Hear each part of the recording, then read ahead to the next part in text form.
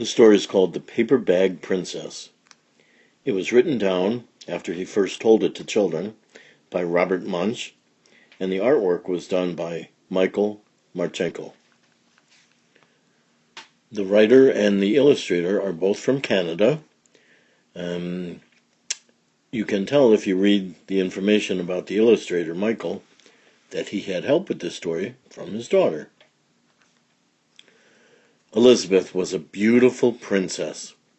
She lived in a castle and had expensive princess clothes.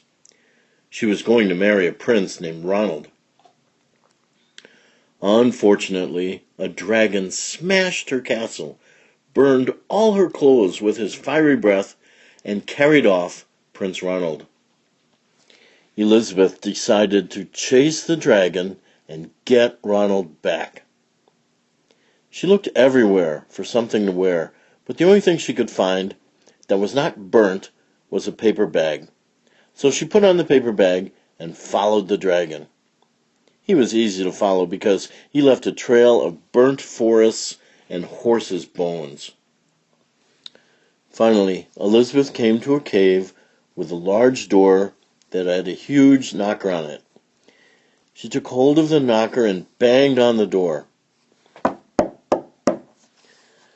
The dragon stuck his nose out of the door and said, "Well, a princess? I love to eat princesses, but I have already eaten a whole castle today. I am a very busy dragon. Come back tomorrow." He slammed the door so fast that Elizabeth almost got her nose caught. Elizabeth grabbed the knocker and banged on the door again. The dragon stuck his nose out of the door and said, "Go away. I love to eat princesses, but I have already eaten a whole castle today. I am a very busy dragon. Come back tomorrow." "Wait," shouted Elizabeth. "Is it true that you are the smartest and fiercest dragon in the whole world?" "Yes," said the dragon. Is it true," said Elizabeth, that you can burn up 10 forests with your fiery breath?" "Oh, yes," said the dragon, and he took a huge, deep breath and breathed out so much fire that he burnt up 50 forests.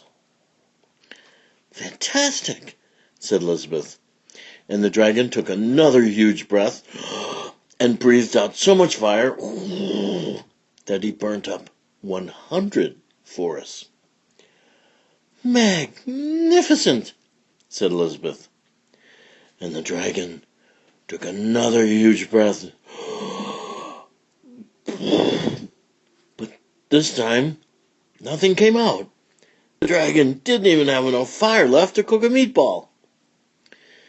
Elizabeth said, "Dragon, is it true that you can fly around the world in just 10 seconds? "Why, yes," said the dragon, and jumped up and flew all the way around the world in just 10 seconds. He was very tired when he got back. But Elizabeth shouted, "Fantastic! Do it again!" So the dragon jumped up and flew around the whole world, in just 20 seconds. When he got back, he was too tired to talk, and he lay down and went straight to sleep. Elizabeth whispered very softly, "Hey, dragon, dragon." The dragon didn't move at all. She lifted up the dragon's ear and put her head right inside. She shouted as loud as she could, "Hey, dragon!" The dragon was so tired, he didn't even move. Elizabeth walked right over the dragon and opened the door to the cave. There was Prince Ronald. He looked at her and said, "Elizabeth, you are a mess. You smell like ashes. Your hair is all tangled. And you're wearing a dirty old paper bag. Come back when you are dressed like a real princess." "Ronald," said Elizabeth, "your clothes are really pretty, and your hair is very neat. You look like a real prince, but you are a bum." They didn't get married after all. And that's the end of the story, The Paper Bag Princess, which is out now in a 25th anniversary edition. It was written by Robert Munsch. The art was done by Michael Martchenko.